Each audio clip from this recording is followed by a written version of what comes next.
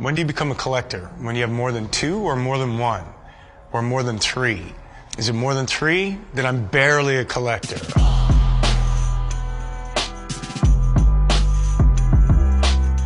Hi, I'm Keanu Reeves, co-founder of Arch Motorcycle. Let's take a look.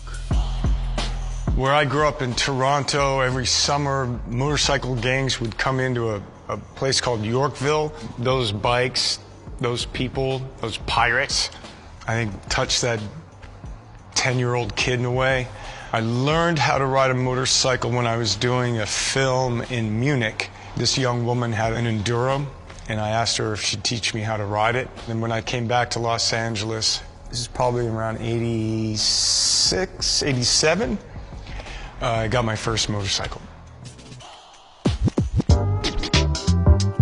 So this is where it all happens, kind of backstage, if you will. We have some client bikes here being worked on and assembled. And then personally, this is the second motorcycle I bought in Los Angeles around 1987. It's a 1973 Mark IIA Norton Commando. Had a lot of good times with this motorcycle. And I just grew up really loving Nortons, the upswept pipe. It's an English twin. Norton was renowned for the featherbed frame, which means that the engine is rubber mounted, kind of taking a lot of the vibration out of it. It's got a nice sound, smells good when it heats up the oil, and got a lot of miles on that motorcycle. In films, I rode a motorcycle in Chain Reaction and a film called My Own Private Idaho. In My Own Private Idaho, the gentleman came out with a canary yellow Norton. And the guy's like, so do you know this bike? And well, this is how you know. I was like, I got it. That was a fun day to ride that bike and ride with River Phoenix. What about John Wick? Didn't you ride in that? Yeah. So recently in John Wick Chapter 3, yeah, I got onto the bike. So I had to ride it down an alleyway. And yeah, I did ride it down a bridge. And there's a fight sequence. Yeah, I rode in John Wick 3. Norton's the year that I bought the 73. The shift patterns on the other side of the motorcycle in a different direction. So that took a second. And then when it came to the reality of the Norton, it was amazing. You know, it's not a super scary fast, you know, especially for a young rider. You know, I didn't get on a motorcycle that's 100 horsepower and I can go 150 miles an hour on it. I can do that now, but I've never gone 150. I haven't actually gone that fast. I'm like in the 135 range.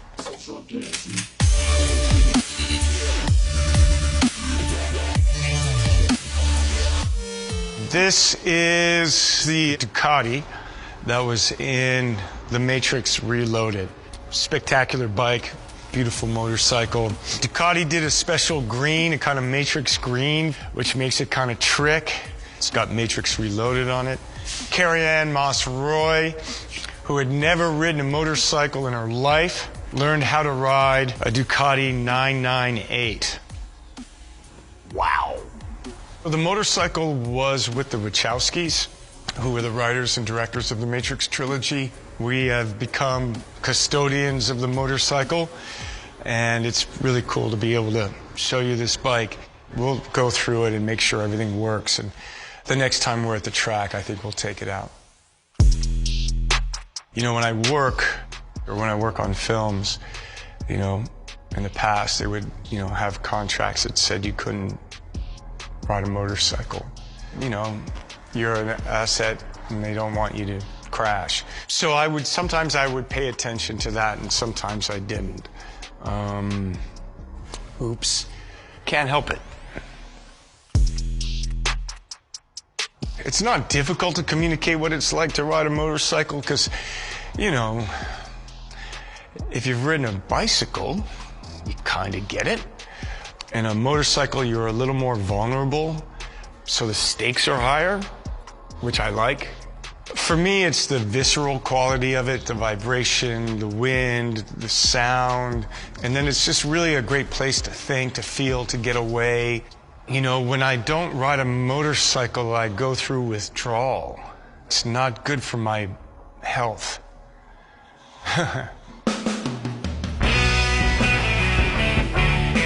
I had a Harley Davidson, a Dyno Wide Glide, which was an amazing motorcycle, and I was looking to personalize it.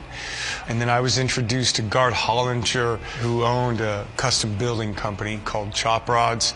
We ended up working together, and he ended up building a custom bike. He took the Harley engine and then built a motorcycle around it, and that became the prototype for the Arch motorcycle.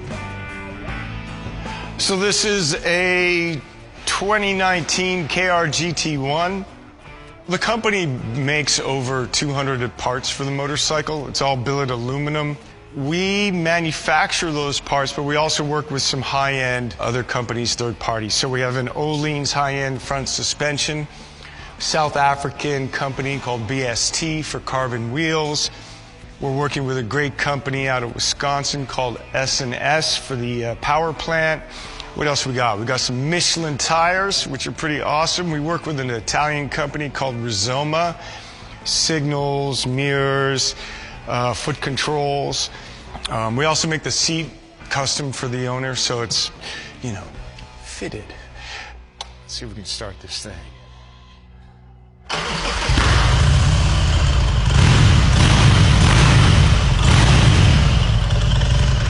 They sound good.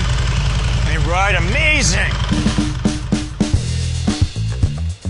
So in terms of the company, definitely I'm involved with the dream of the company, the ambition of the company. I can't assemble a motorcycle and you don't want me to fix it. I can test ride it and I can tell you what's wrong, and I can, you know, what quality control, how do we want it to feel, what are we doing? I'm not doing any of the drawing. Gart is doing that, but he'll show me and we'll, you know, talk about it. And then infrastructure and what's the voice of the company, who are we, what are we presenting, and kind of work with that. So if the KR GT1 is a performance cruiser, then this motorcycle is like a performance cruiser sport. What makes it sport? So the riding position. Instead of having forward controls, we have a mid control. It has a different rake. On the 1S, it's broadened a little bit, so handling is a little different.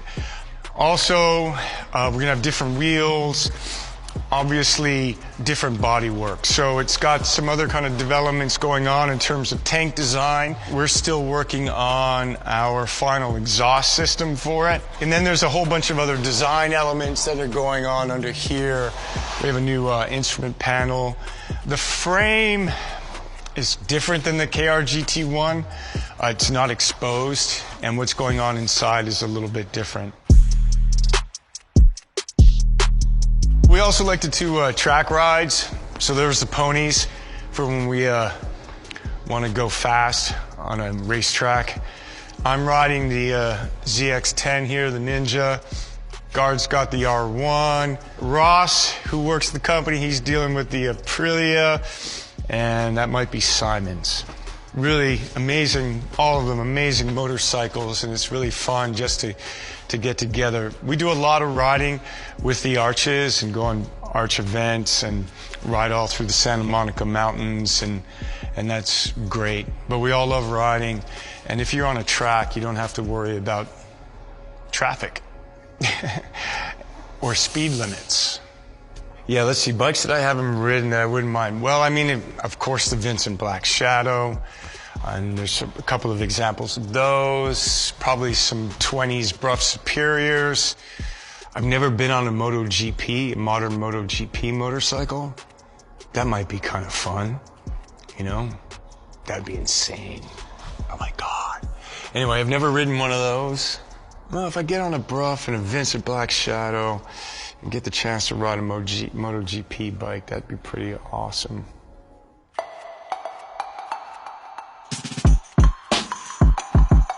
What we have here is what we call the Method 143.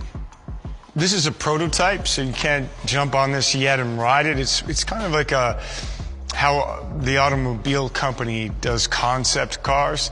This is kind of a concept motorcycle that we're looking to make into production. It will eventually have a carbon fiber monocoque frame. You can start to see the idea of that coming down here on the down member of the frame. This will become carbon fiber. The power plant is an S&S, but it's going to be ridiculous. It's 143 cubic inches. It's a little futuristic. We like the idea of just how we're overlaying, integrating different materials. The aluminum, the carbon fiber, going into the elements of the skins of the seat.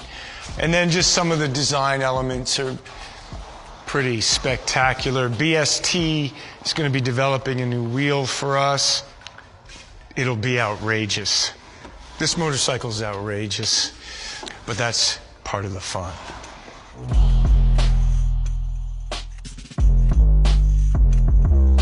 Advice to a new rider. I mean, if you're a kid and you're like starting off on a little mini bike, I mean, people are gonna show you what to do. If you're a young adult and you're not dirt riding and you want to get on the street, take a class. You know, start with a small CC, get a bike that you can get your feet on the ground, something that's not gonna freak you out, you know. If you're not gonna do all of that, just don't go crazy. Like if you've never ridden a motorcycle, don't get, you know, a sport bike that's got a lot of horsepower. But yeah, be comfortable on it. Don't get too much power that, you know, can overwhelm you too quickly. And have fun.